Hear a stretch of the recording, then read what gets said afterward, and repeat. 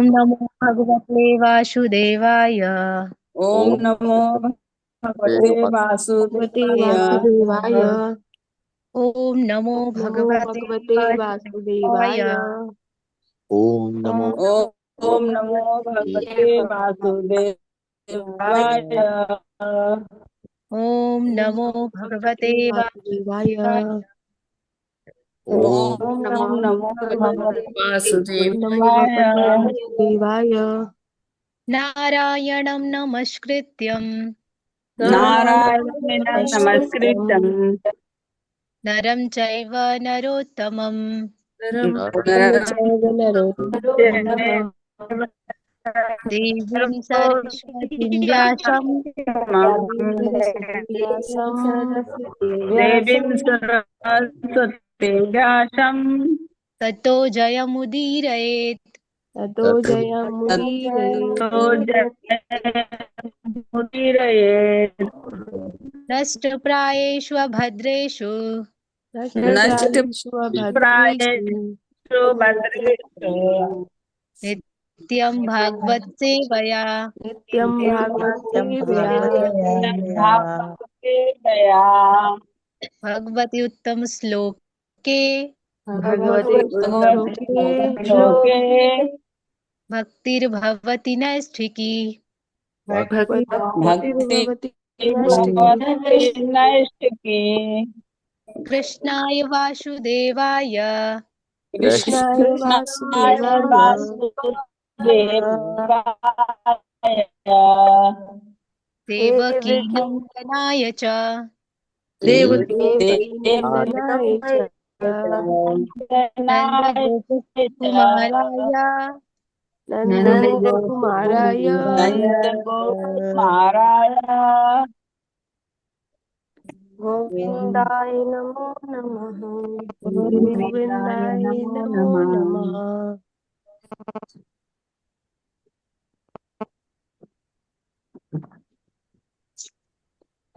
राम हरे राम राम राम हरे करोति वाचालम् मूकं करोति वाचालं मूकं करोति वाचालम् पङ्गुं लङ्घयते गिरिं पांगु लङ्घयते गिरिं यत्कृपातमहं वन्दे यत्कृपातमहं वन्दे आनन्दमाधवम् परमानन्दमाधवम्।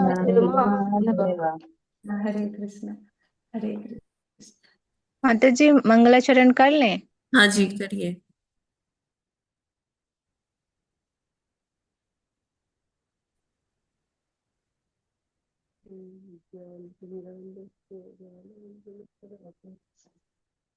प्रीति माता जी अनम्यूट कीजिए।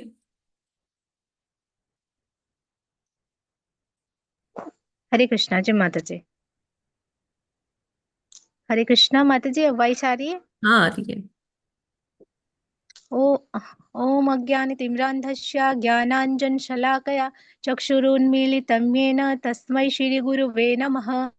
श्रीचैतन्यमनोभीष्टं स्थापितं येन भूतले स्वयं रूपः कदा मह्यं ददाति स्वापदान्तिकं। वन्देऽहं श्रीगुरोः श्रीयुतपदकमलं श्रीगुरून् वैष्णवांश्च श्रीरूपं साग्रजातं सहगण रघुनाथान्वितं तं सजीवम् साद्वैतं सावधूतं परिजनसहितं कृष्णचैतन्यदेवं श्रीराधाकृष्णपादान् सहगणललिता श्रीविशाखान्वितांश्च। हे कृष्ण करुणा सिन्धो दीनबन्धो जगत्पते गोपेश गोपिकान्त राधाकान्त नमोऽस्तु ते। तप्त काञ्चन गौराङ्गी राधे वृन्दावनेश्वरी वृषभानुसुते देवी प्रणमामि हरिप्रिये। वाञ्छाकल्पतरुभ्यश्च कृपासिन्धुभ्य एव च पतितानां पावनेभ्यो वैष्णवेभ्यो नमो नमः। जय श्री कृष्ण चैतन्य प्रभु नित्यानंद श्री अद्वैत गदाधर श्रीवासादि गौर भक्त वृंद। हरे कृष्ण कृष्ण कृष्ण हरे हरे हरे राम राम राम हरे हरे। नमो ओं विष्णुपादाय कृष्णपृष्ठाय भूतले श्रीमते भक्तिवेदांत स्वामिनिति नामिने। नमस्ते सारस्वते देवे गौरवाणी प्रचारिणे निर्विशेष शून्यवादी पाश्चात्य देश तारिणे। जगत गुरु शिल प्रभुपाद की जय। हरे कृष्णा। जय श्रील प्रभुपाद। ओके, यस प्रीति, आप दामोदर अष्टकम स्टार्ट कीजिए। जी माता जी। नमामीश्वरं सच्चिदानन्दरूपं लसत्कुण्डलं गोकुले भ्राजमानं यशोदाभियोलुखलाधवमानं परामृष्टमत्यन्ततो धृतगोप्या रुदन्तं मुहुर्नेत्रयुग्मं व्रजन्तं कराम्भोजयुग्मेन सातङ्कनेत्रं मुहुःश्वासकं पुत्रीरेखाङ्ककण्ठ स्थितग्रयो दामोदरं भक्तिबद्धम् इति दृक्ष्वलीलाभिरानन्दकुण्डे स्वघोषं निमज्जन्तमाख्यापयन्तम् तदीयेषितगेषु भक्तैर्जितत्वं पुनः प्रेमतस्तं सतावृत्ति वन्दे वरं देवमोक्षं न मोक्षावधिं वा न चान्यं व्रीडेऽहं वरेशादपीह इदं ते वपुरनाथ गोपाल बालं सदा मे मनस्या विरास्तां किमन्यै इदं ते मुखं भोजमत्यन्तनीलैः वृतं कुन्तलैस्निग्धरक्तैश्च गोप्या मुहुश्चुम्बितं बिम्बरक्तधरं मे मनस्या विरास्ताम् अलं लक्ष्यलाभे। नमो देव दामोदरानन्त विष्णो प्रसीद प्रभो दुःखजालाभिमग्नं कृपादृष्टिवृष्ट्यातिदीनं बतानु ग्रहणेषु मामज्ञमेध्यक्षदेश्या कुबेरात्मजौ बद्धमूर्तयो यद्वत् त्वया मोचितौ भक्तिभाजौ कृतौ च तथा प्रेम भक्तिं स्वाकामे प्रयक्ष न मोक्षे ग्रहो मे अस्ति दामोदरेह। नमस्तेऽस्तु दाम्ने स्फुरदीप्तिधाम्ने त्वदीयोदरायाथ विश्वस्य धाम्ने नमो राधिकायै त्वदीयप्रियायै नमो अनन्तलीलाय देवाय तुभ्यं नमामीश्वरं सच्चिदानन्दरूपम्। हरे कृष्ण कृष्ण कृष्ण हरे हरे हरे राम राम राम हरे हरे। हरे कृष्णा माता जी। हरे कृष्णा प्रीति माता जी, आपको बहुत बहुत हार्दिक अभिनंदन। आपका आज बर्थडे है, तो wish you a very happy Krishna conscious birthday. आपके आप सभी को बता दूं कि प्रीति माता जी हमारी आईजीएफ की सदस्य है और बहुत ही अच्छी सेवा करती है भगवान जी की। वैसे तो इनको जो भी सेवा दी जाती है वो पूरे अपनी मेहनत से, लगन से वो सब करती है प्रीति माता जी, और उसके लिए देखती नहीं है कि इनको कि अगर कुछ शारीरिक कष्ट भी है तो तब भी ये सेवा अपनी पूरी करती है किसी भी तरह से। और विशेष जो इनका एक गुण है, वो भगवान की पोशाक बहुत अच्छी बनाती हैं। बहुत सुंदर सुंदर पोशाकें भगवान जी के लिए हमारे श्री श्री राधा गोकुलानंद जी, गौर निताई और भगवान के लिए प्रभुपाद जी के ड्रेसेस बहुत सुंदर सुंदर बनाते हैं। और किचन की सेवा, चाहे जो भी सेवा दी जाए, इनको बहुत अच्छे से निर्वहन करती है उन सेवा का। और आप सभी से अनुरोध है कि आप प्रीति माता जी की आध्यात्मिक और भौतिक उन्नति के लिए एक बार हरे कृष्ण महामंत्र का उच्चारण करके माता जी को जन्मदिन की बधाई दे दें। हरे कृष्ण कृष्ण हरे कृष्ण हरे कृष्णा हरे, कृष्णा कृष्णा हरे हरे राम हरे राम हरे राम राम राम राम हरे हरे हरे। हरे। थैंक यू सो मच माता जी। बहुत सभी बहुत को हरे बधाई धन्यवाद। कृष्ण। जी, आपको जन्मदिन की बहुत बहुत बधाई। जन्मदिन की जन्मदिन की शुभकामनाएं। बधाई माता जी। बहुत हरे बहुत बधाई हरे हो। कृष्णा माता जी, दंडवत प्रणाम माता जी, सभी को दंडवत प्रणाम। प्रीति माता जी का जन्म बहुत ही पावन दिन हुआ। कार्तिक पूर्णिमा के दिन इनका जन्म हुआ था। मतलब ये अंग्रेजी कैलेंडर की डेट नहीं है, वैसे हरे कृष्णा माता जी सच प्रणाम। में जो हमारा भारतीय पद्धति से हम जो पंचांग करते हैं, तो इनका जन्म यहाँ कार्तिक पूर्णिमा के दिन ही हुआ है। ठीक है। तो प्रीति माता ji, once again happy birthday, Krishna conscious happy birthday to you. Happy thank you birthday so much माता माता जी। जी, सभी माता जी को हरे धन्यवाद, कोटि धन्यवाद। सभी हैप्पी को बर्थडे बहुत बधाई हो कृष्णा कॉन्शियस बर्थडे की। Happy birthday. माता जी तो अभी हम आगे बढ़ते। थैंक यू प्रीति माता जी, आज का जप और आज का प्रेयर्स करने के लिए आपका धन्यवाद। और सभी जो डिवोटीज यहाँ असेंबल हुए हैं, और सबका हार्दिक अभिनंदन करना चाहती हूँ आज के इस प्रातःकालीन जप सत्र में। और हरे कृष्णा, दंडवत प्रणाम माता जी। हरे कृष्णा, सभी को हरे कृष्णा, दंडवत प्रणाम। हरे हरे कृष्णा। कृष्ण सभी हरे को धन्यवाद माता जी। जी। प्रीति माता जी हैप्पी बर्थडे। हरे कृष्णा माता जी, दंडवत प्रणाम। हरे कृष्णा। तो आज प्रभुपाद जी का कोट पढ़ते हैं, समय हो चुका है। देवी आज है 15 नवंबर। 15, प्लीज म्यूट कर लीजिए। आज है 15 नवंबर, और प्रभुपाद जी क्या कहते हैं? दर्शन सर्वोच्च है, परंतु दर्शन से भी श्रेष्ठ है उस दर्शन का पालन करना। तो यदि तुम केवल शुद्ध रहो तो तुम्हारा प्रचार प्रभावशाली रहेगा। बृहस्पति को पत्र, 15 नवंबर 1971। तो प्रभुपाद जी यहाँ बृहस्पति प्रभु जी को मोटिवेट कर रहे हैं।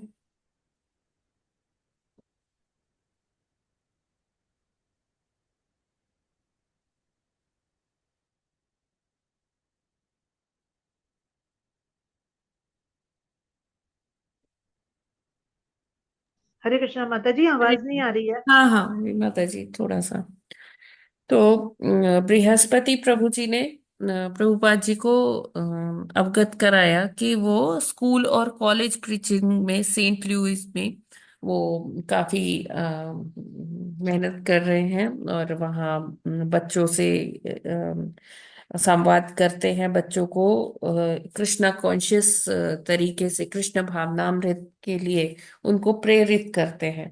तो प्रभुपाद जी ने उसी का उत्तर दिया उनको कि प्रभुपाद जी ने कहा कि जब तक दर्शन नहीं हो सिखाएंगे, है ना, दर्शन सिखाना बहुत अच्छी बात है। दर्शन से यहाँ मतलब है फिलॉसफी, है ना। तो जब तक हम वो फिलॉसफी को अपने जीवन में उनको उतारना नहीं बताएंगे, उसको लागू करना कैसे अपने जीवन में हम उसे लागू करें, तब तक उसका कोई मतलब नहीं है ना। तो प्रभुपाद जी कहते हैं कि जो ये फिलॉसफी है, इसकी प्रैक्टिस बहुत जरूरी है। जब जिन स्टूडेंट से आप संवाद कर रहे हैं, उनको फिलॉसफी बता रहे हैं, तो उनको प्रेरित कीजिए कि कैसे वो अपने जीवन में इसे लागू करें। तभी उनको जीवन का, ये जीवन में लागू करने का जो लाभ मिलेगा, तब वो अट्रैक्ट होंगे कृष्णा कॉन्शियसनेस ने। तो प्रभुपाद जी यहाँ एक एग्जांपल देते हैं कि जैसे हाइड्रोजन और ऑक्सीजन को मिलाकर पानी बनता है, तो उसी तरह से जब बच्चे भगवत गीता के साथ साथ हरि नाम भी लेंगे, तो उनके जीवन में उनको जो चेंज है वो नजर आएगा। वो आध्यात्मिकता की ओर अपने आप अग्रसर हो जाएंगे। तो प्रभुपाद जी आगे ये भी बताते हैं कि मैं अपने गुरु महाराज के दिए हुए जो इंस्ट्रक्शन है, जो उन्होंने मुझे दिया था आदेश, मैं उससे 1 इंच भी इधर उधर नहीं हुआ। यही बस केवल मेरी इतनी ही योग्यता है कि जो मेरे गुरु महाराज ने कहा था, मैंने उसे अक्षरशः पालन किया, और उसमें अपना कुछ भी नहीं डाला। और इसके अलावा सब मेरे गुरु महाराज की कृपा है कि मैं जो लेक्चर देता हूं, तो लोग उससे क्या करते हैं, रिलेट कर पाते हैं। तो इस यही प्रभुपाद जी उनको मोटिवेट करते हैं, बृहस्पति प्रभु जी को, कि जो दर्शन आप सिखा रहे हैं, तो उसमें ये भी प्रेरणा दीजिए लोगों को, बच्चों को, जिनको आप सिखा रहे हैं, कि वो इस फिलॉसफी को अपने जीवन में लागू करें। क्योंकि जब तक जैसे हम भागवत पढ़ रहे हैं, हम इसे पढ़कर छोड़ दें तो क्या फायदा होगा? ये हम भूल जाएंगे। एक दिन, 2 दिन तक याद रहेगा हमें, अच्छा हाँ ये ऐसा हुआ था। लेकिन अगर हम उसे इम्प्लीमेंट करेंगे तो क्या होगा कि हम उसे फिर कभी नहीं भूलेंगे। और इम्प्लीमेंट करने से, क्योंकि ये भगवत वाणी है, भगवत गीता या भागवतम, ये सारा क्या है, ये इसमें कुछ भी ऐसा नहीं है जो असत्य है लिखा है। वो हम फलीभूत होता ही है। अगर हम उसे अपने जीवन में लागू करेंगे तो हम देखेंगे कि हमें लाभ हो रहा है। कैसा लाभ हो रहा है? ऐसा नहीं है कि कुछ भौतिक रूप से लाभ हो जाए, हाँ वो एक साइड इफेक्ट है, हो सकता है। लेकिन आध्यात्मिक रूप से तो हमें लाभ होगा ही होगा, है ना। हमारे जो जीवन की जो सर्वोच्च सिद्धि कही गई है, उसको प्राप्त करने में तो हम आगे अग्रसर होंगे ही होंगे। तो बहुत जरूरी है, जो भी हम दर्शन पढ़ रहे हैं उसको अपने जीवन में इम्प्लीमेंट करें। हरे कृष्णा। जगत गुरु श्रील प्रभुपाद की जय। गोपाल जी की जय। अच्छा लगा। ये क्लियर है ना सभी को? जी माता जी।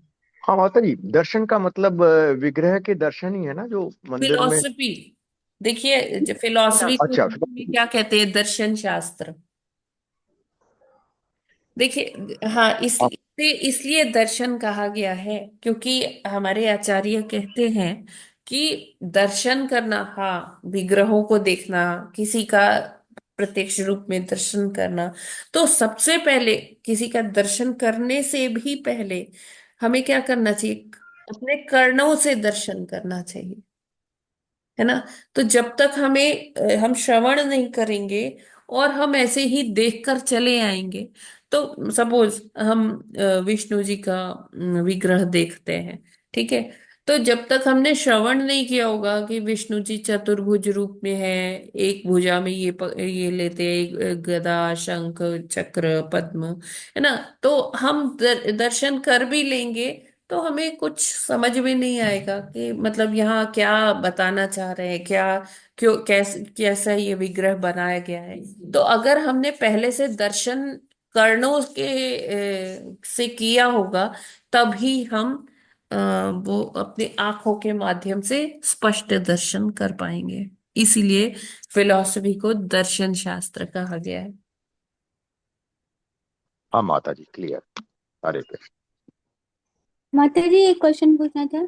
हाँ जी, यस माता जी प्लीज। माता जी ये पूछना था कि जैसे है ना, हम लोग अगर ये सोचे कि जैसे ये जो क्लास होती है हम रोज ये क्लास ले लें, हाँ और जैसे हम कार्तिक पूर्णिमा पे स्नान करते हैं, हाँ। तो अगर मान लीजिए कि हम नहीं, जैसे हम बहुत सालों से कर रहे हैं तो अब हम नहीं सोच रहे हैं कि नहीं, चलिए हमने क्लास ले ली, ये इम्पोर्टेंट है ज्यादा, हम और वो चीजें अब थोड़ा सा कम कर देते हैं, तो उससे कुछ फर्क नहीं पड़ेगा? देखिए बहुत अच्छी बात है, जो हमारी पुण्य नदियां हैं उनमें स्नान करना। सरयू जी हो गई, गंगा जी हो गई, यमुना जी हो गई, नर्मदा, कावेरी से, है ना। ये सारी जो नदियां बहुत बड़ी ही पतित पावन है ना। जैसे गंगा जी में स्नान करके कहा जाता है कि बहुत बहुत पापों को धुल लेते हैं। नर्मदा के लिए कहा जाता है, कावेरी के लिए कहा जाता है कि दर्शन मात्र से पवित्र हो जाते हैं। लेकिन आचार्यों ने ये भी कहा है कि ये भागवत रूपी जो गंगा है, वो नदियों में तो आप जब जाएंगे तभी स्नान कर पाएंगे। बहुत अच्छा है स्नान करना, उसको मतलब यहाँ वो नहीं किया गया। लेकिन ये कहा गया कि ये तो जो भागवत रूपी गंगा है, कावेरी है, ये तो हमें नित्य ही कल्मशों से दूर करती है, हमारे अपराधों से दूर करती है, अगर हम उसे अपने जीवन में लागू करते हैं तो ये भागवत रूपी गंगा जो है, ये तो हम अपने घर बैठे ही नित्य प्रतिदिन इसमें स्नान कर सकते हैं। ठीक है, वहां तो हमें हाँ तो जाना पड़ेगा। हाँ माता जी, मैं यही कह रही थी कि क्योंकि वहां जाने से फिजिकली हम लोग जैसे हमको लग रहा है कि अब हम थोड़ा वीक हैं, हम नहीं जा पा रहे, तो अगर हम डेली इसी चीज को पकड़ लें, एक ही एग्जैक्टली। चीज को पकड़ लें, हाँ तो उससे भी तो जी जी जी, बिल्कुल बिल्कुल। मतलब हम अपना ठीक ही है माता जी बना सकते हैं कि ठीक है, हम रोज नहीं जा सकते, महीने में एक बार या 2 महीने में एक बार या 6 महीने में एक बार चले जाए वहां स्नान कर ले। लेकिन ये जो भागवत रूपी गंगा है, इसमें तो हम नित्य प्रतिदिन स्नान कर सकते हैं। ठीक है हाँ ना? माता जी क्लियर हो गया। हाँ बहुत बहुत धन्यवाद। जी। हरि बोल। हाँ माता जी, इस वजह से बोलते हैं कि भक्ति सरल है, सुगम है, तथा हर जगह संपन्न की जा सकती है। तो जो गंगा में स्नान या दर्शन मुश्किल से होते हैं, वही भागवतम और भगवत गीता के को पढ़ने से, अध्ययन करने से रोज स्नान हो जाएगा। हरे कृष्ण। हरि बोल। जी यस प्रभु जी, बिल्कुल। तो समय हो गया है भागवतम अध्ययन का, तो हम लोग आगे बढ़ते हैं। यस जी माता जी, विल यू रीड? 22। जी माता जी, 22वां श्लोक। धर्मस्य ते भगवस्त्रियुगत्रिभिः स्वैः पद्भिश्चराचरमिदं द्विजदेवतार्थम् नूनं भृतं तदभिघातिरजतमश्च सत्त्वेन नो वरदया तनुवा निरस्य। हरे कृष्ण। हरे कृष्ण। धर्मस्य ते भगवती स्त्रीयुगत्रिभिः स्वयः पद्मिश्चराचरमिन्दं तुदेवतार्थं नूनं भूतं तद्भियाति रजस्तश्च तेन नो वरदया तनुवा निरस्य। हरे कृष्ण। हरे कृष्णा। सभी को दंडवत प्रणाम। धर्मस्य ते भगवत स्त्रीयुग त्रिभिस्वः पद्भिश्चरामिदं द्विजदेवतार्थं नूनं भृतं तदभिघाति रजस्तमश्च सत्त्वेन नो वर्धया तनुवा निरस्य। हरे कृष्णा। हरे कृष्णा। धर्मस्य ते भगवत स्त्रियुगत्रिभिः स्वः पद्भिश्चराचरमिदं देवतार्थं नूनं भृतं तद्भिधाति रजस्तमश्च सत्त्वेन नो वर्धया तनुवा निरस्य। हरे कृष्णा। हरे कृष्णा। हरे कृष्ण। धर्मस्य ते भगवत त्रियुग त्रिभिः सोयै पद्भिश्चराचरमिदं द्विजदेवतार्थं नूनं भृतं तद् विघाति रजस्तमश्च सत्त्वेन नो वरदया तनुआ निरस्य। हरे कृष्णा। हरे कृष्णा। धर्मस्य ते भगवत स्त्रियुगत्रिभिः स्वे पश्- पद्भिश्चराचरमिदं द्विजदेवतार्थं नूनं भूतं तदभिघाताति रजस्तमश्च सत्त्वेन नो वरदया तनुवा निरस्य। हरे हरे कृष्ण। कृष्णा। धर्मस्य ते भगवते स्त्रिययुगत्रिभिः स्वयः पद्भिश्चराचरमिदं द्विज देवतार्थं नूनं भृतं तद्विघाति रजस्तमश्च सत्त्वेन नो वरदया तनुवा निरस्य। हरे कृष्णा। सभी को दंडवत प्रणाम। हरे कृष्णा। धर्मस्य ते भगवत त्रियुग त्रिभिः स्वे पद्भिः चराचरमिदं द्विजदेवतार्थं नूनं भृतं तदभिघाति रजतमश्च सत्त्वेन नो वरदया तनुवा निरस्य। हरे कृष्ण माता जी, दंडवत प्रणाम। सभी भक्तों को प्रणाम। हरे कृष्ण माता जी, धन्यवाद प्रणाम। धर्मस्य ते भगवत स्त्री युग त्रिभ्य स्वः पब्धीश्रचराचरमिन्दं द्विजदेवतार्थम् नूनं व्रतं तद भिगाति रजस्तमश्च सत्त्वेन नो वर्धया तन्वा निरस्य। हरे कृष्ण। हरे कृष्ण। धर्मस्य ते भगवत् स्त्रिययुगः त्रिभिः स्वैः पद्भिश्चराचरमिदं द्विजदेवतार्थं नूनं भृतं तद्भिघाति रजस्तमश्च सत्त्वेन नो वर्धया तनुवा निरस्य। हरे कृष्ण।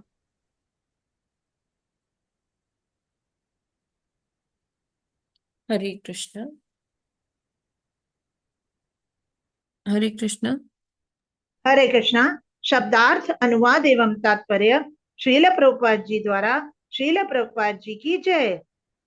शब्दार्थ, धर्मस्य धर्म स्वरूप, ते तुम्हारा, भगवतः भगवान का, त्रियुग तीनों युगों में प्रकट होने वाले आप, त्रिभिः तीन, स्वैहि अपने, पद्भिः पामों द्वारा, चर अचरम चर तथा अचर, इदम यह ब्रह्मांड, द्विज दो बार जन्म लेने वाला, देवता देवता, अर्थम के लिए, नूनम किंतु, भृतम सुरक्षित, तत् वे पांव, अभिघाति विनष्ट करते हुए, रजः रजोगुण, तमः तमोगुण, च तथा, सत्वेन सतोगुण का, नह हमको, वरदया सारे आशीर्वाद देते हुए, तनुआ अपने दिव्य रूप द्वारा, निरस्य भगाकर।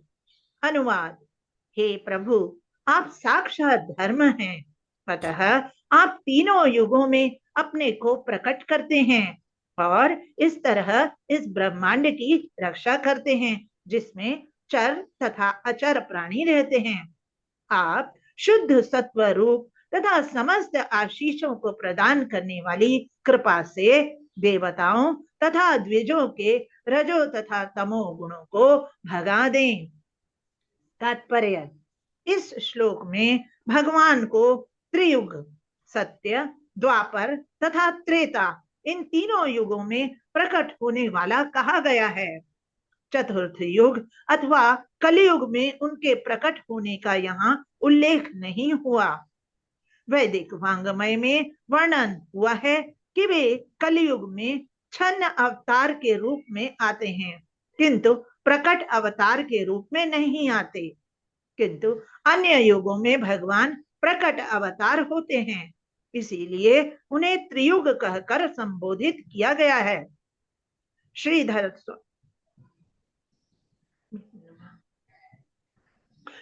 स्वामी ने त्रियुग का वर्णन इस प्रकार किया है। युग का अर्थ है जोड़ा तथा त्रि का अर्थ है तीन।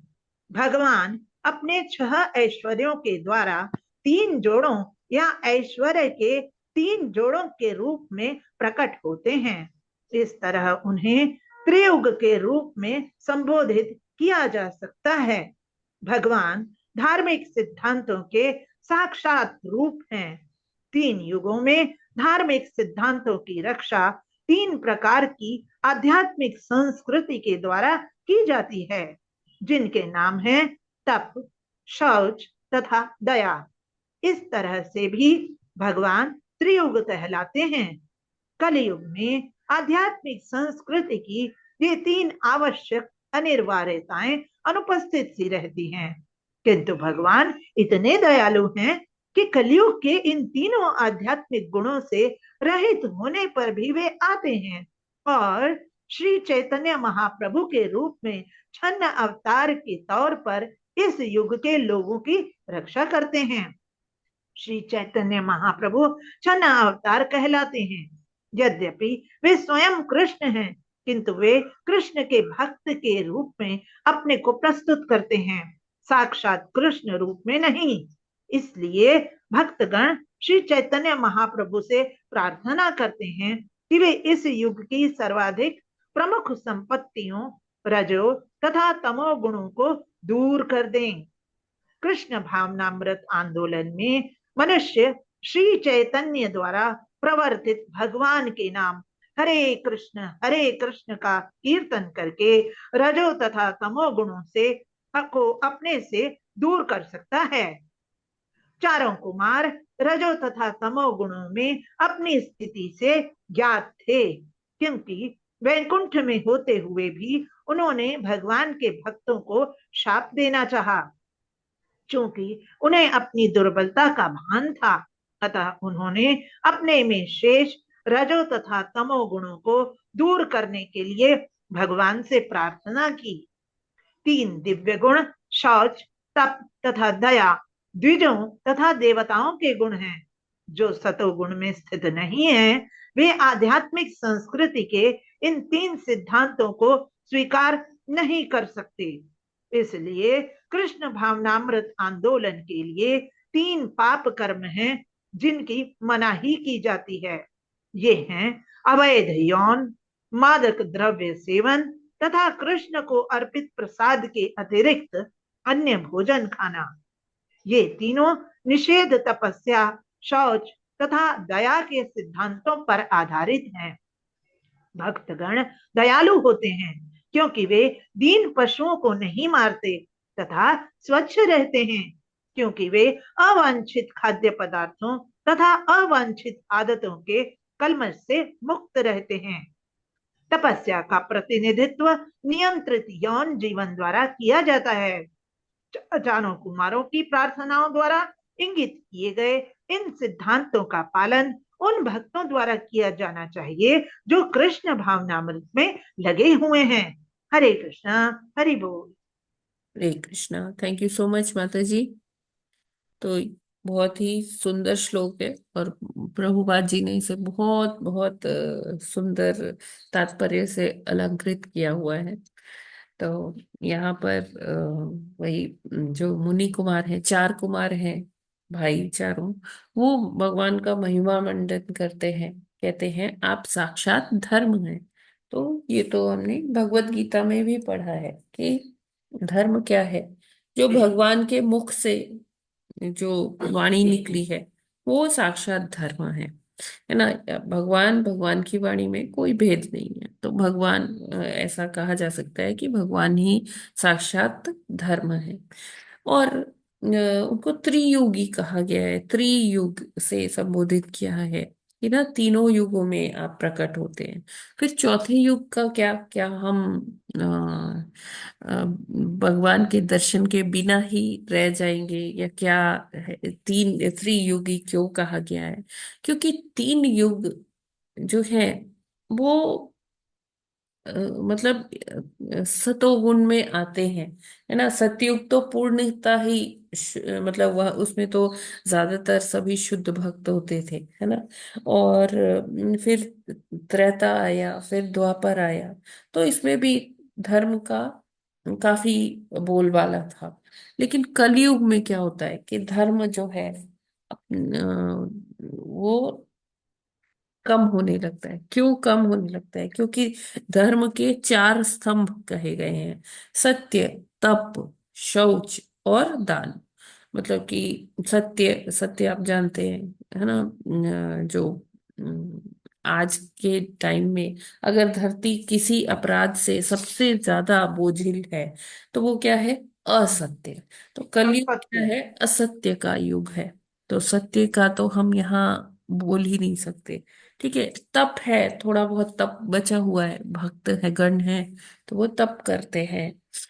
पवित्रता, शौचम या पवित्रता, तो पवित्रता भी अभी थोड़ा कम ही रह गई है, क्योंकि अब हम देखते हैं कि जो हमारे पास सामग्री है वो भी शुद्ध नहीं है और लोगों के मन भी इतने शुद्ध नहीं है।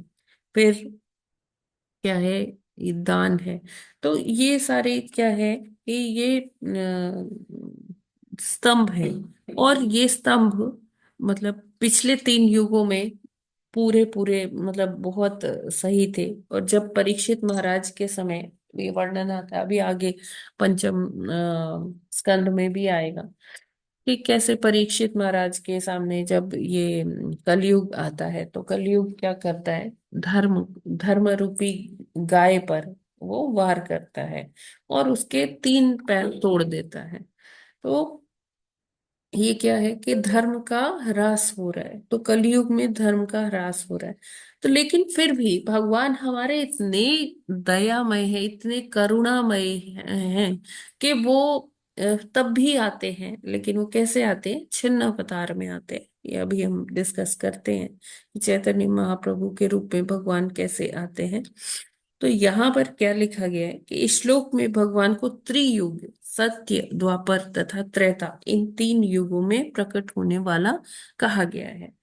क्योंकि चतुर्थ युग जो है वो क्या है, उनके प्रकट होने का यहाँ उल्लेख नहीं हुआ है। क्यों? क्योंकि भगवान कलयुग में छिन्न अवतार में आते हैं, है ना, या कई जगह सब लिखते छद्म अवतार में आते हैं। वो भगवान नहीं बल्कि भक्त के भाव में आते हैं। क्यों? क्योंकि देखिए, पहले के टाइम में मतलब ऐसा वर्णन आता है कि पहले के टाइम में जो होता था कि जो सतोगुणी लोग होते थे और जो तमोगुणी जैसे राक्षस वगैरह होते थे, ये अलग अलग लोकों में होते थे। ठीक है। फिर त्रेता आया, तो ये एक ही लोक में लेकिन अलग अलग देश में हो गए। जैसे रावण लंका में था और भगवान कहाँ थे? अयोध्या में। तो अलग अलग देशों में बटे थे। फिर द्वापर आया, तो एक ही परिवार में एक भाई सतोगुणी हो गया, एक भाई तमोगुणी हो गया। जैसे हम देखते हैं कि चंद्रवंशियों के परिवार में क्या था, पांडव भी थे और कौरव भी थे, तो ये भाई भाई एक ही परिवार में हो गए। और फिर जब कलयुग आता है तो कलयुग में वो जो असुर है, वो आसुरी प्रवृत्ति है, तमोगुणी प्रवृत्ति है, वो हमारे हृदय में ही है, हमारे मन में ही वास करती है। तो जब भगवान ने देखा कि अब भगवान जब अलग अलग थे असुर, तो भगवान ने उनका मर्दन किया। सतयुग में भी भगवान ने असुरों को मारा। ठीक है। फिर त्रेता आया, त्रेता में भी भगवान राम ने बहुत सारे असुरों का दमन किया, है ना। फिर द्वापर आया, द्वापर में श्री कृष्ण भगवान ने बहुत सारे असुरों को मारा, है ना। लेकिन जब कलयुग आया तो भगवान ने कहा यहाँ तो सारे ही आसुरी प्रवृत्ति के हैं। सबसे ज्यादा आसुरी प्रवृत्ति क्या है? मैं। मैं से अपना पीछा नहीं छुड़ा पाते, और यही हमारी आसुरी प्रवृत्ति है। मैं और मेरा, मी एंड माइन सिंड्रोम। हम इससे ग्रसित हैं, इस सिंड्रोम से। तो यहाँ भगवान कहते हैं कि अब मैं मारने लगूंगा तो ये सारे पृथ्वी ही रिक्त हो जाएगी मानव से, है ना। तो भगवान ने कहा कि अब मुझे ऐसे रूप में जाना पड़ेगा कि जहां मुझे मैं वध ना करके इस आसुरी प्रवृत्ति का वध करूं। मतलब असुरों का वध नहीं, यहाँ पर आसुरी प्रवृत्ति का वध करना पड़ेगा। तो भगवान छन्न रूप में आए, भगवान के नहीं भक्त के रूप में आए, और उन्होंने हरे कृष्ण महामंत्र के जप के नाम की कुंजी सबको दी कि इस तरह से आप अपने हृदय में, आपके मन में जो बैठा हुआ असुर है, जो आसुरी प्रवृत्ति है, ये हम महामंत्र के जप से आप उसे निकाल सकते हो। भगवान ने हमें प्रत्यक्ष दिखाया, एक स्टैंडर्ड सेट किया अपने एग्जाम्पल से, अपना उदाहरण उन्होंने बताया कि किस प्रकार हरे कृष्ण महामंत्र का जप करना है, कीर्तन करना है। संकीर्तन आंदोलन उन्होंने स्टार्ट किया, और उन्होंने बताया कि किस प्रकार से हमें कृष्ण भावनामृत को अपने जीवन में लागू करना है। तभी हम इस आसुरी प्रवृत्ति से मुक्त होकर अपने जीवन की सर्वोच्च सिद्धि को प्राप्त कर पाएंगे, अन्यथा नहीं कर पाएंगे। तो भगवान को जब ये बताना था, तो वो खुद ही एक भक्त के रूप में आए।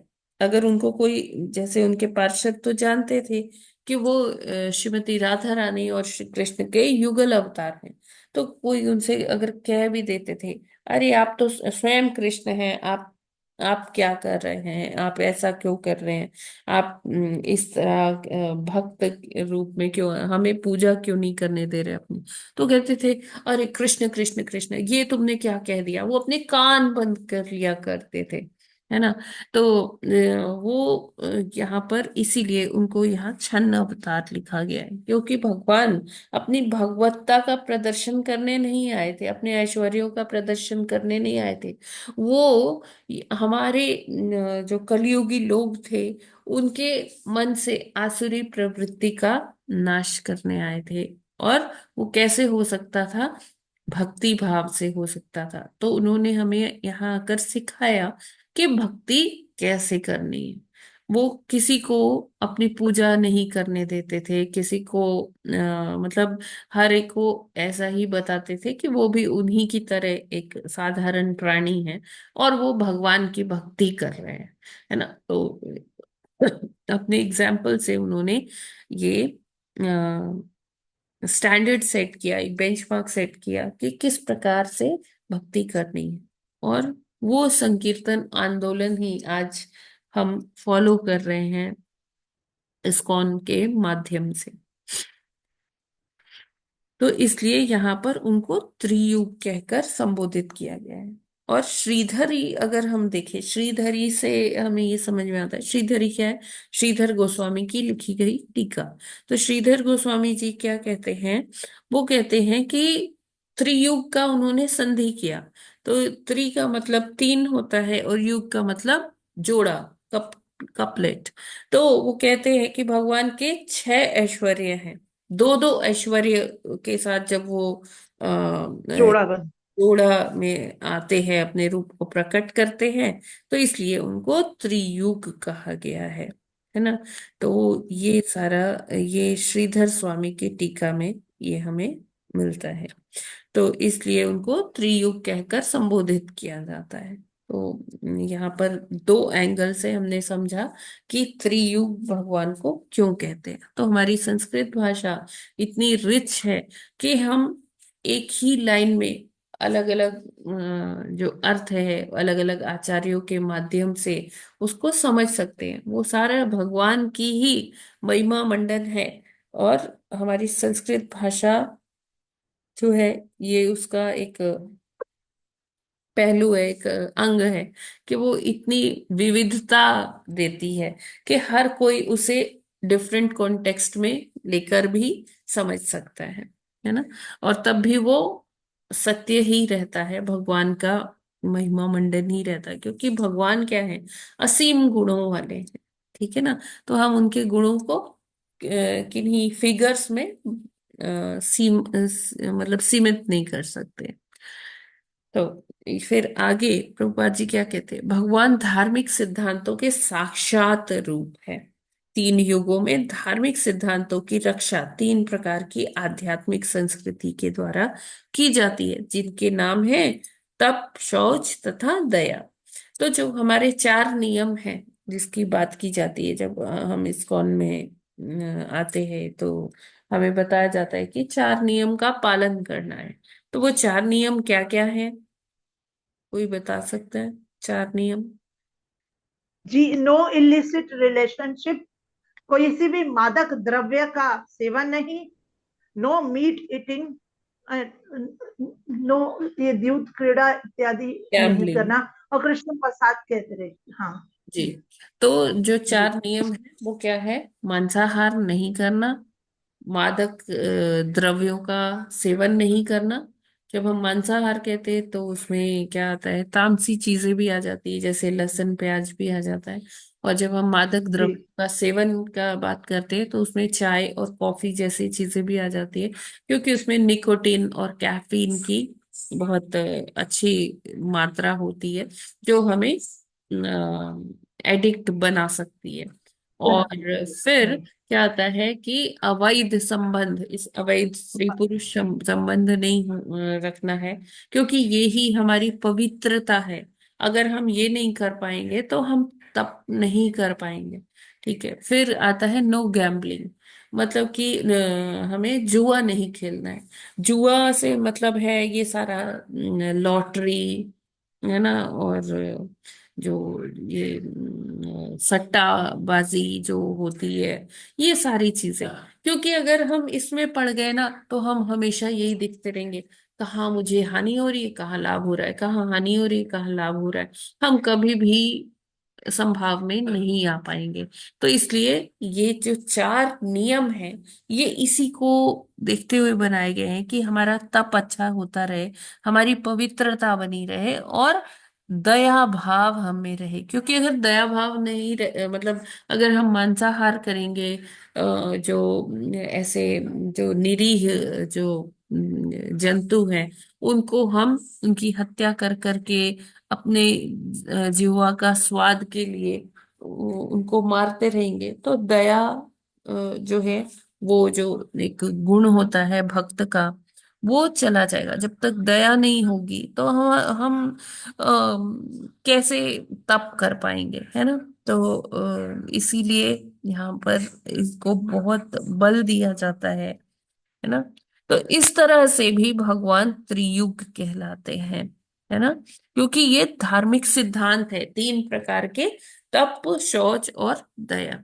तो इसलिए भी भगवान को त्रियुग कहा जाता है।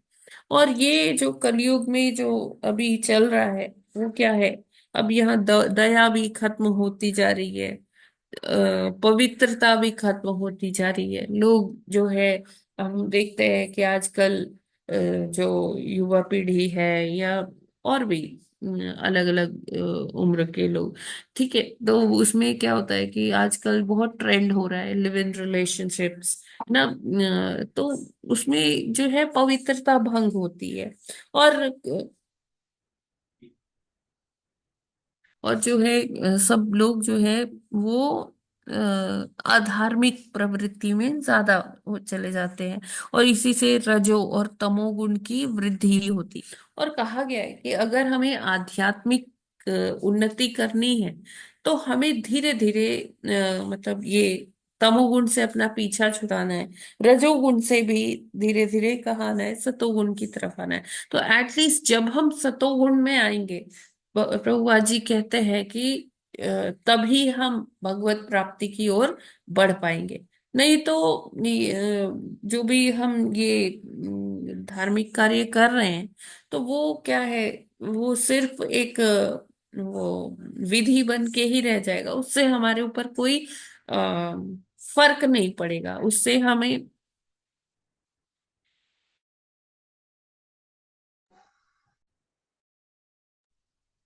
हरे कृष्णा, सॉरी। तो यहाँ पर जब तक हम ये सतोगुणी प्रवृत्ति अपने अंदर नहीं लाएंगे, तब तक हम जो है भगवत प्राप्ति के लिए आगे नहीं बढ़ सकते, चाहे हम कितने भी विधियों का पालन क्यों ना कर ले, है ना। हाँ, ऐसा नहीं है कि विधियां नहीं करनी चाहिए, क्योंकि उन विधियों को करने से ही हमारे अंदर संस्कार पड़ते हैं, है ना। और धीरे धीरे ये संस्कार हमारे स्वभाव में परिवर्तित होते हैं। और जैसे ही स्वभाव होता है, तो ये क्या होता है कि जो ये एक गुण से हम दूसरे गुण में आते रहते हैं। लेकिन हमें सतोगुण तक आना ही होगा। फिर जो सतोगुण तक आया है, फिर वो धीरे धीरे शुद्ध सत्व की तरफ बढ़ता जाएगा। तो चैतन्य महाप्रभु अपने जन अवतार में क्या किए, वो लोगों को जहाँ इतना मतलब मलिनता बढ़ गई थी लोगों के मन मस्तिष्क में, तो चैतन्य महाप्रभु ने हरि नाम के माध्यम से लोगों को क्या किया, शुद्धता की ओर लाए, पवित्रता की ओर लाए। और हम देखते हैं कि आज जो भक्त है, भक्तों में वो क्वालिटीज है, जो हमारे वरिष्ठ वैष्णव हैं, वो ये क्वालिटीज को एग्जिबिट करते हैं, वो ये क्वालिटीज का मतलब उनमें ये क्वालिटीज नजर आती है, और जिनसे फिर प्रेरणा लेके अन्य भक्त भी इस मार्ग पर चलते हैं ना। तो यहाँ प्रभुपाद जी लिखते हैं कि यद्यपि वे स्वयं कृष्ण है, किंतु वे कृष्ण के भक्त रूप में अपने को प्रस्तुत करते हैं, साक्षात कृष्ण रूप में नहीं।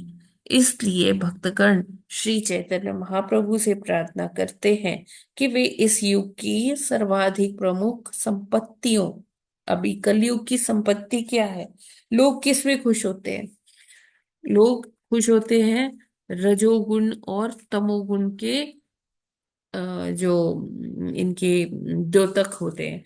रजोगुण का क्या द्योतक है कि हम हमेशा व्यस्त रहते हैं, अपने श्रम करते रहते हैं, व्यर्थ का श्रम करते रहते हैं कि मुझे ये पाना है, मुझे ये खरीदना है, ऐसा करना है, ऐसा करना है।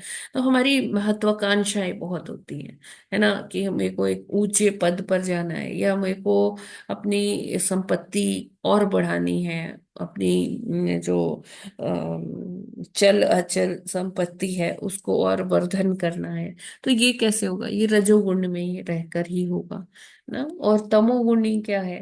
तमोगुण क्या होता है कि आलस्य से प्रेरित होता है। और तमोगुण में लोग क्या करते हैं, कोई दया भाव नहीं होता, सिर्फ अपने सेल्फिश इंटरेस्ट के लिए वो किसी को भी मार सकते, किसी को भी काट सकते। तो इस तरह से क्या होता है कि ये संपत्तियां हैं कलयुग की, है ना, रजोगुण और तमोगुण। तो जो चार कुमार आए थे यहाँ भगवान के दर्शन करने, जब उन्होंने ये सारा चीज समझी, जब भगवान ने उनको शांत किया, उनको क्रोध आ रहा था, उस क्रोध को भगवान के दर्शन से वो शांत हुए वो लोग। तो तब उन्होंने सोचा कि अ, वो तो यहाँ ये रजोगुण का प्रदर्शन कर रहे हैं, तमोगुण का प्रदर्शन कर रहे हैं। तो उन्होंने, चार कुमारों ने भगवान से प्रार्थना की कि हमें और उन्नत बनाइए, कि हम और आध्यात्मिक रूप से और उन्नत हो पाए, हमारे अंदर से रजोगुण और तमोगुण को निकालिए। क्योंकि वो समझ गए थे कि अभी वो इतने उन्नत नहीं हुए। अगर वो इतने उन्नत होते तो उनको किसी भी सूरत में इतना क्रोध ना आता, वो क्रोध ना करते, है ना। क्योंकि उन्होंने क्रोध किया, तो इसीलिए क्या था कि उनके अंदर, मतलब उनको समझ में आया बाद में कि ये उनका मतलब अभी वो इतने परिपक्व, शुद्ध नहीं है। है ना। तो हम्म। जब तक हम्म, भक्त परिपक्व नहीं होगा तब तक वो आगे और उन्नति नहीं कर सकता है ना। तो उन्होंने भगवान से क्या प्रार्थना की कि हे प्रभु, हमें क्या करिए, हमें इन रजोगुण और तमोगुण से बाहर निकालिए। ठीक है। तो जो हमारा ये मूवमेंट है ना, कृष्णा कॉन्शियस मूवमेंट जो है, संकीर्तन आंदोलन जो है, वो अ, चैतन्य महाप्रभु ने हमें इसीलिए बताया कि अगर अगर भगवान अपने उस रूप में आते, जैसे वो असुरों का को मारते हैं, तो अगर वो यहाँ मारने का काम करते तो कोई भी नहीं बचता, क्योंकि सब में वो आसुरी प्रवृत्ति है। तो उन्होंने यही कहा कि हरे कृष्ण कृष्ण कृष्ण हरे हरे, हरे राम राम हरे हरे। कि ये जो महामंत्र है, ये इतना पतित पावन है कि इनके उच्चारण मात्र से क्या होगा कि मनुष्य के अंदर की जो आसुरी प्रवृत्ति है वो धीरे धीरे गायब होगी, वो खत्म हो जाएगी, उससे मुक्त हो जाएगी। ठीक है, ये क्लियर है। हरे कृष्ण माता जी। ये वो जरा सा चैतन्य प्रभु का पूछना था कि हाँ जैसे भगवान ने तो ये बता दिया कि ये, मेरी भक्ति करो, मेरे शरण में आओ, तो लेकिन कैसे करो ये नहीं बताया था। तो चैतन्य महाप्रभु इसको बताने आए थे, तो वही बताने का मतलब यही है ना, हरि नाम संकीर्तन, हाँ या जी कुछ और माता भी है? जी, यस माता जी। कैसे करो वो नहीं, उन्होंने नहीं बताया, तो उन्होंने ही संकीर्तन द्वारा बताया, ये है ना? हाँ, जी। क्योंकि उनको हरे पता है कृष्णा माता कि जी। जो कलयुगी लोग हैं ये तप नहीं कर सकते, है ना, इनमें इतना धैर्य नहीं है। तो उन्होंने कहा कि तुम्हें कुछ नहीं करना है, तुम बस नाम लो। और नाम जो है वो बहुत ज्यादा शक्तिशाली है। और जो हरि नाम की जो इम्पोर्टेंस उन्होंने बताई कि ये जो हरि नाम है ये हमारे सारे कल्मशों को दूर करके हमें क्या दे सकता है, हमें साक्षात भगवान तक पहुंचा सकता है, हमें भगवत प्राप्ति करवा सकता है। जी जी माता जी। ठीक है ना? मतलब ये इसमें सोच सोच मीन पवित्रता है। हाँ जी, शौचम मीन्स पवित्रता। पवित्रता, ठीक। जी, और कोई प्रश्न? एक तरह से उन्होंने हमारा सारा कार्य आसान किया, चैतन्य हाँ महाप्रभु। जी, बिल्कुल बिल्कुल। ये और कृष्ण मत अभी देखिए, कलयुग के अंत में हमारे शास्त्र बताते हैं कि कलगी भगवान भी आएंगे, लेकिन कलकी जी। भगवान अपने पूर्ण ऐश्वर्य के साथ आएंगे, है ना?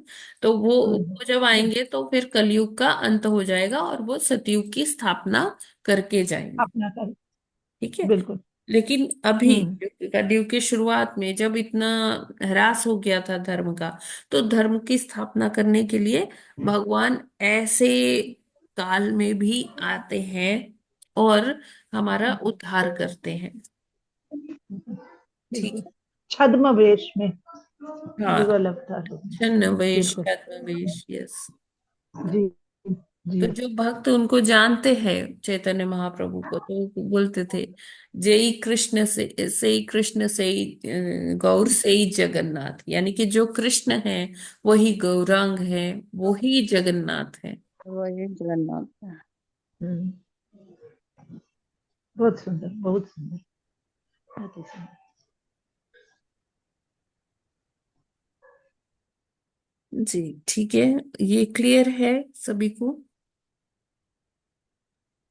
कोई प्रश्न? मतलब ये तेरे युग का एक और द्वारा बोलना है। सही कृष्ण सही गौर सही जगन्नाथ, ये उसमें आता है चैतन्य चरितामृत में। नहीं, वो जो इसमें शुरू की लाइन जो दे रखी है ना, तेरे युग, मतलब हम्म। वो मैंने सुना नहीं था ना, बाद में आई थी ना, ठीक है माता जी, जब रखो, आप बता सुनिएगा। रहे वो फिर अभी थे। पूरा लेक्चर वही हाँ, था। मैं इसकी रिकॉर्डिंग हाँ, रिकॉर्डिंग में पूरा सुन लेक्चर लूंगी। वही था माता जी। हाँ, तो फिर पूरा दोबारा से ठीक। करना पड़ेगा। हाँ, नहीं नहीं। आप एक बार सुन लीजिएगा, कोई डाउट होगा तो हाँ, फिर मैं रिकॉर्डिंग सुन लूंगी, प्रश्न बता भी। दी, रिकॉर्डिंग तो हुई है ना। हाँ हाँ ठीक जी, है। ठीक है। एक माता जी, एक मेरे को एक कुछ ऐसा ध्यान में आया है कि कुछ ऐसा भी हुआ है कि एक युग ओवरलैप हो गया, एक युग मतलब पहले आना था और बाद में आया है, ऐसा कुछ है हाँ क्या? जी, ऐसा है। हाँ, कहते वो हैं भी तो कि है। देवी ये अहिल्या ने इतनी अ, त्रेता तपस्या युग। की, है ना, कि भगवान वैसे जितने भी मनवंतर होते हैं, मतलब जितना मनवंतर नहीं, जितने और चतुर्युग होते हैं, तो उसमें क्या होता है कि द्वापर पहले आता है, त्रेता बाद में आता है। लेकिन यहाँ हम्म, पर जब 28वां ये जो हमारा अभी जो चतुर्युग चल रहा है, इसमें क्या हुआ कि त्रेता पहले आया, द्वापर बाद में आया। कहते हैं कि ये देवी अहिल्या को जो गौतम ऋषि ने श्राप दिया था, पत्थर बन गई थी देवी अहिल्या। तो ये हुआ कि फिर तो अभी पहले द्वापर आएगा, कृष्ण भगवान आएंगे, फिर उसके बाद त्रेता आएगा, तब श्री रामचंद्र जी आएंगे। तो उन पर उनकी चरण रज जब लगेगी देवी अहिल्या रूपी पत्थर पर, तब वो देवी अहिल्या का उद्धार होगा, है ना? तो इतनी उन्होंने तपस्या की कि फिर द्वापर बाद में आया और त्रेता पहले आ गया, श्री रामचंद्र जी पहले आए, ऐसा है। तो कहते हैं कि अहिल्या का उद्धार तो करने के लिए। एक जो मनवंतर होता है, उसका जो 28वां चतुर्युग होता है, उसमें स्वयं कृष्ण भगवान आते हैं। और जब कृष्ण आते हैं इस धराधाम पर, तब क्या होता है कि द्वापर पहले आता है, सॉरी, त्रेता पहले आता है, द्वापर बाद में आता है। देखिए, द्वापर मतलब दो से इसको डिनोट किया जाता है, त्रेता मतलब तीन, तीसरा युग। तीन, हाँ, ठीक है, तीन तो युग, अच्छा। तीसरा युग पहले आ गया इस चतुर्युग में, और दूसरा वाला जो द्वापर है दूसरा बाद में। बाद में आया। ठीक है, ऐसा है माता जी, सही सुना है आपने। पूछते हैं तो क्रम में आया सतयुग, फिर द्वापर, फिर त्रेता, फिर कलयुग, ऐसा बनेगा अगर ऐसे कोई होता पूछेगा। है, ऐसे जनरली ऐसा होता है। लेकिन 28वां जो चतुर्युग होता है, उसमें श्री कृष्ण स्वयं आते हैं, और द्वापर फिर तीसरे नंबर पे होता है। जी, ये है 28वां चतुर्युग में चतुर्युग। क्या? चतुर्युग। जी, चतुर्युग। एक मनवंतर में 71 चतुर्युग होते हैं। तो अभी हमारा कौन सा चल रहा है? 28वां। 28वें में कृष्ण भगवान ने, हाँ। मतलब पहले जो है द्वापर आ जाता है। हाँ, नहीं, सातवें पहले सातवें पहले त्रेता मनवंतर होता का है। ये 28वां चल रहा है चतुर्युग। और मनवंतर में माता जी ये मतलब इनके अंश अवतार आते हैं। हाँ माता जी, और चतुर्युगों में। हाँ जी, हाँ जी, ठीक। जी जी माता जी, धन्यवाद माता जी। ये बहुत कंफ्यूजन हो रहा था बहुत दिनों से दिमाग में। हो जाता है माता जी, कोई ऐसी बात नहीं है। ये इतनी बड़ी बड़ी कैलकुलेशंस होती है ना, हो जाता है कई बार। जी। नहीं नहीं, ये वाले में हो रहा था ये। पहले पहले कहीं वो, पहले तो द्वापर पहले तो त्रेता आया है, फिर द्वापर आया है। तो वो क्रम जो है ऐसा कैसे है, ये वाले में बहुत ज्यादा था। जी जी जी, अभी क्लियर है। आज क्लियर हो गया, आज क्लियर हो गया। ठीक है। धन्यवाद माता जी। जी, हरि बोल, हरे कृष्णा। यस, फिर हम आज क्या विराम करें यहाँ पर? तो जी माता ये जी। आज कार्तिक पूर्णिमा में आप तुलसी जी का पूजन कर सकते हैं। कोई वो लोग तुलसी विवाह भी करते हैं। और आज देव दीपावली है। दीप जलाएं, जैसे आप दिवाली में जलाते हैं, लाइटिंग करते हैं अपने घर में, उसी तरह से वैसे ही कर सकते हैं। कहते हैं कि आज के दिन शिव जी स्वयं वहाँ बनारस में घाटों पर देवताओं के साथ मिलकर दीपावली मनाते हैं। तो ये दिन बहुत ही पावन दिन है, और इसके साथ हमारा चातुर्मास्य आज यहाँ पर विराम हो जाएगा। तो इस बार का चातुर्मास्य यहीं पर समाप्त हो जाएगा आज के दिन। और इसमें अगर आप चाहें तो आपके जो पास कोई पवित्र नदियों में स्नान करना चाहिए, जो जो भी जिसके पास में हो ज्योग्राफिकली। और इसके बाद कल से मार्गशीर्ष मास शुरू होता है। और ये मार्गशीर्ष मास भी बहुत बहुत ही महत्वपूर्ण है, क्योंकि भगवान कहते हैं मासों में मैं क्या हूँ? मार्गशीर्ष हूँ, है ना। इसको अगहन भी बोला जाता है। बहुत ही पवित्र महीना है अगहन का भी। इसमें अभी अगहन के महीने में श्री सीता राम जी का विवाह मनाया जाएगा आज से 5वें दिन।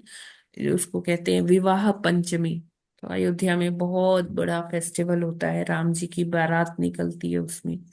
और और बसंत पंचमी माता जी है ना। नहीं नहीं, अभी आने वाला है बसंत हाँ। पंचमी, तो माता जी उधर आएगा ना, माघ में। अच्छा, फरवरी में। हाँ। हाँ हाँ हाँ। तो ये अच्छा। विवाह पंचमी, ये अच्छा, विवाह पंचमी। शीश की अगहन मास की होती है विवाह पंचमी। तो आज से 5वें दिन होगा माता जी।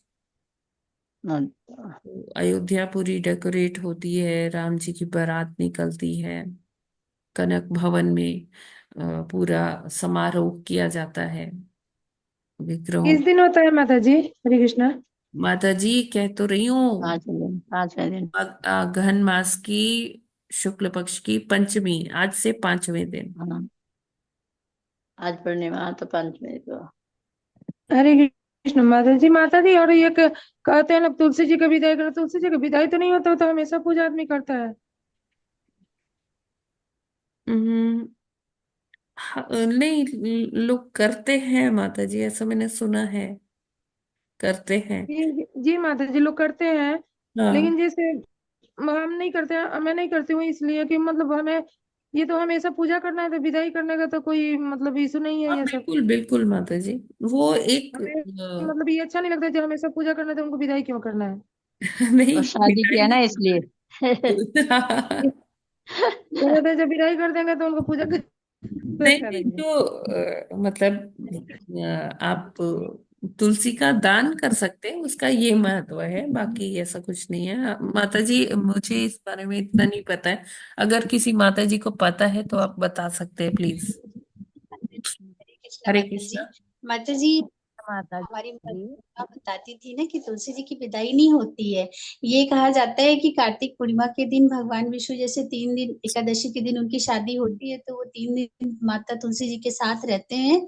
और कार्तिक पूर्णिमा के दिन फिर वो अपने धाम जैसे वैकुंठ धाम जाते हैं, तो वहां जाने पर उनकी खुशी में देवता लोग दिवाली मनाते हैं। उसी तरीके से तुलसी माता अपने धाम जाती हैं वृंदावन। वो वृंदावन चली जाती है, वो निवास करती हैं, तो विदाई नहीं होती क्योंकि सबका अपना अपना धाम है। वो वहीं से सबको आशीर्वाद देती है। जी जी क्योंकि जी। ये सवाल मैंने किया था कि तुलसी माता की विदाई क्यों करते, बोली विदाई नहीं होती है, सबका अपना घर होता है। जैसे विष्णु भगवान अपने धाम चले जाते हैं वैकुंठ लोक, वहां पर माता लक्ष्मी के पास चले जाते हैं, जाने की खुशी में देवता दिवाली मनाते हैं, जिसको देव दीपावली आज कहा जाता जी है। जी। उसी तरह माता तुलसी कोई स्थान है तो वो वृंदावन चली जाती हैं अपने धाम, ओके। ये कहा जाता है। जी माता जी। जी जी जी, धन्यवाद माता जी। जी माता जी, थैंक यू माता जी। बहुत सुंदर, थैंक यू, बहुत सुंदर। ठीक है, बहुत बहुत धन्यवाद माता जी क्लियर करने के लिए। माता जी, कल से फिर मार्गशीर्ष लग जाएगा। हाँ कल से, हाँ, वो भी कृष्ण का प्रतिनिधि है ना, महासानाम मार्गशीर्षो हम। यही तो बताया अभी। जी बिल्कुल। ठीक है, और कोई प्रश्न तो नहीं है शेष? हरे कृष्णा माता जी, दंड प्रणाम। धन्यवाद, प्रणाम माता जी। माता जी, आज शालिनी की मैरिज एनिवर्सरी है, सब लोग अपना आशीर्वाद दे दें आज। शालिनी माता जी हैं? हाँ माता जी। शालिनी। हरे कृष्णा शालिनी माता जी हाँ माता जी। नहीं है। माता जी उनकी 25वीं सालगिरह है। हरी बोल। तो ठीक है, शालिनी माता जी हरे कृष्णा माता जी, दंडवत अच्छा प्रणाम सभी को। अच्छा है। ओके, तो शालिनी माता जी के आज 25th वेडिंग एनिवर्सरी है, तो बहुत ही कामना भावित शुभकामनाएं माता जी को और प्रभु जी को, और इसी तरह से उनका ये सफर बढ़िया से कृष्ण को मध्य में रख के चलता रहे चलता रहे चलता रहे। और हम उनके लिए आध्यात्मिक और भौतिक उन्नति के लिए हरे कृष्ण महामंत्र का उच्चारण करते हैं। हरे कृष्ण हरे कृष्ण हरे कृष्ण कृष्ण कृष्ण हरे हरे, हरे राम हरे राम राम हरे राम, राम राम बहुत बहुत हरे बधाई हरे। माता जी, बहुत बहुत शुभकामनाएं। धन्यवाद माता जी। हमारे हरे कृष्ण प्रभु जी माता जी, धन्यवाद सबको देंगे। हरे कृष्णा। सबकी तरफ से बधाई। हरे कृष्णा माता बहुत जी। बहुत बधाई हो मेरी तरफ से भी। बहुत बहुत धन्यवाद बधाई धन्यवाद माता जी, माता जी। जुबली के लिए। माता जी, धन्यवाद माता जी। कृष्ण भावना भावित हरे जन्मोत्सव की हरे बधाई। कृष्णा माता जी, हरे कृष्णा। थैंक यू माता जी, सभी लोग। ठीक है, तो आज हम यहीं पर ये सत्र को विराम करते हैं, कल फिर मिलते हैं। माता जी, बस एक चीज पूछनी थी, हाँ जी बोलिए। छोटी सी है। मैं माता जी, क्या है कि ये 4 थे ना, अब की बार 12 तारीख से स्टार्ट होता देवउठनी एकादशी, तो 4 ही हुए पंचक ना, तो फिर हाँ, इस एक बार एक्स्ट्रा। चार चार दिन का ही पंचक था। अच्छा, तो एक एक तिथि का एक्स्ट्रा नहीं करना? ह्रास, एक तिथि का ह्रास है। ओके, थैंक यू माता जी, जी, बहुत बहुत धन्यवाद। हरे कृष्ण। हरे कृष्णा। तो हम यहीं पर विराम करते हैं। हरे हाँ जी माता जी हरे कृष्णा माता जी। माता जी एक बात पूछ रही थी, बोलिए। क्षमा चाहूंगी। बोलिए। आपने कहा कलयुग मतलब कलयुग में फिर कलिंगा प्रभु जी का कलिंगा नहीं, कल आएंगे। की, कल की। हाँ सॉरी, कलगी प्रभु जी आएंगे, तो हम कैसे जान पाएंगे?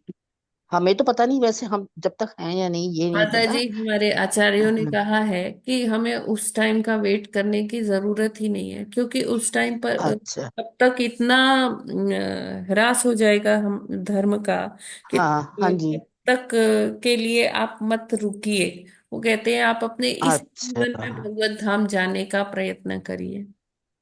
हाँ वो तो है माता जी, मतलब ये सब कुछ सर्वनाश हो जाएगा, मतलब पाप हाँ बढ़ जाएंगे।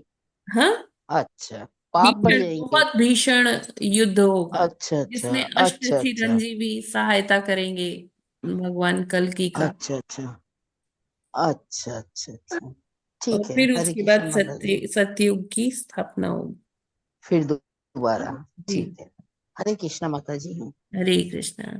हरे कृष्णा माता जी, धन्यवाद, प्रणाम। ग्रंथराज श्रीमद् भागवतम की जय, जय जगत गुरु श्रील जय प्रभुपाद की जय, जय नामाचार्य हरिदास ठाकुर की जय, ठाकुर जी अनंत जय कोटि वैष्णव भक्त वृंद की जय, वाञ्छा कल्पतरुभ्यश्च कृपा सिन्धुभ्य एव च पतितानां पतितानां पावनेभ्यो वैष्णवेभ्यो वैष्णवेभ्यो नमो नमो नमः। नमः। हरे कृष्णा। हरे कार्तिक कृष्णा मास माता जी, में धन्यवाद, भागवतम प्रणाम। की जय। माता जी को दंडवत प्रणाम। दंडवत प्रणाम सभी माता जी। माता जी और सभी प्रभु जी को प्रणाम सभी को।